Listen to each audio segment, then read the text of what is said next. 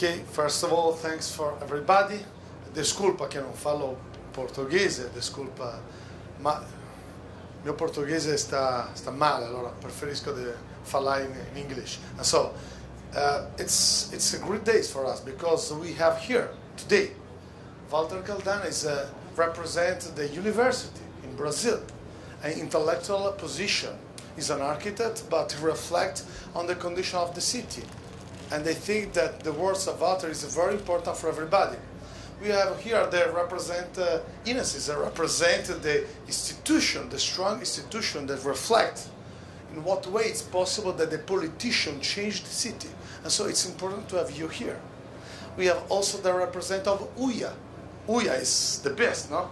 Unione Internazionale di Architetti. Is the vision that architects have in the world. And we have Flavio Teixeira here, that represent an architect that work on field directly. And so we have a lot of people that think that the city is the same of our life and we work for better city. I want remember that 2 years ago in Shanghai we have had the international worldwide exposition. The name, the slogan is Better City, Better Life. This is not a slogan, this is our mission. We have a better life in a better city. But the condition is, in what way it's possible to have a better city, for have better life? I think it's not very difficult. It's strange, it's a hard work, but we know now in what way, in what direction it's necessary to go. And so I think that, for example, in Rio, we take the example of Rio, because our project is not a project, it's only a suggestion that our Italian Minister of Environment want to give, like a gift to the city of Rio. It's not another project, it's only a vision. In what way it's possible to build better city and realize better life. This is our mission. And I think that if we put together our energy, politician, intellectual activity, architects, and so we can do it. But we have everything in our disposition. First of all, don't change a lot. This is my position. Don't change a lot, because the reality is not so bad. For example, in my idea, Comunidade, it's fantastic. I visit Chateau Mangueira and I spend a lot of days there in Chateau Mangueira in Babylonia, in Rio. I think this place is fantastic. I look the sea, I look the landscape, I live in the mountain, and I think I'm rich now. The poor people live there, in the formal city, in the big building without air. And so I think the density that we have in the formal and normal city in front of the beach, in the Avenida Atlantic, the density is more strong than inside the Comunidade. And so what I want to do, that it's not necessary change a lot. We have everything at our disposition. It's necessary used in a good way. This is the focus. And for example, many people ask me, oh, you are an architect, in what way it's possible to build sustainable architecture? Sustainable architecture only, it's easy. If we learn from the past, it's enough.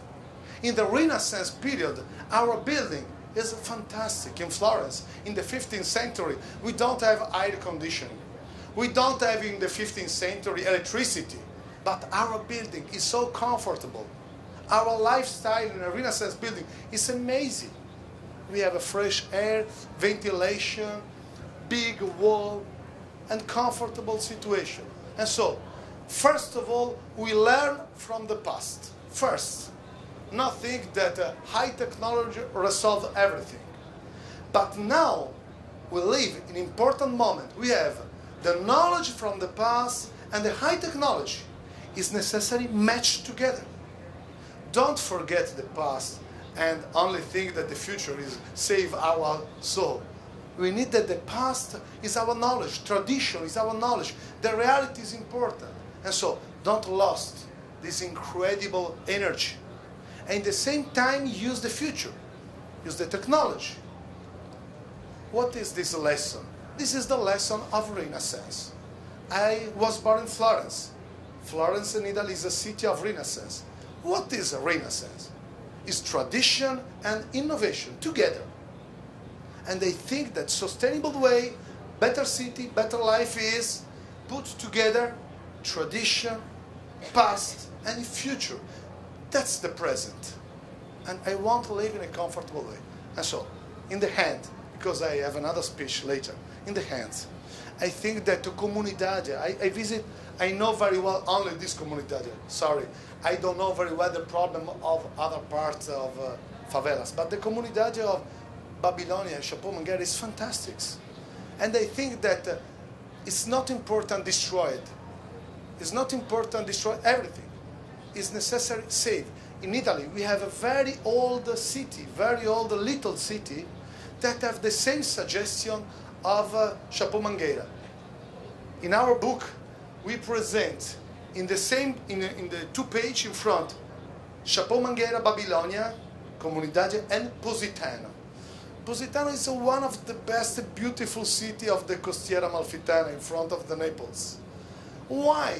Is this, the urban structure is the same. The building is quite the same. Why?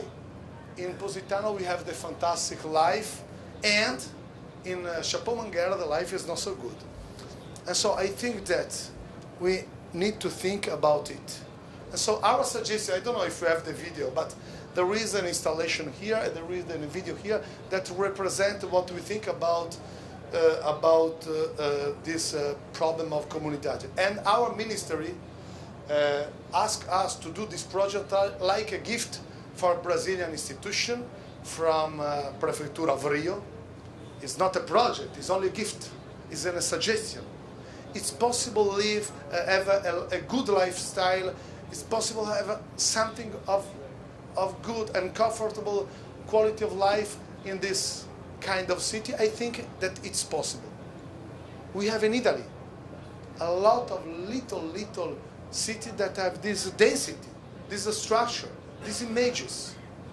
The problem is, sure, infrastructure, mobility, the opportunity to move in a comfortable way. But first of all, in the comunidade of Babylonia, in the favelas, and in reality, we don't have a car. We don't have pollution. We don't have noise. This is a great opportunity. But we have problem of trash, of waste, and so on. And I think not destroy everything.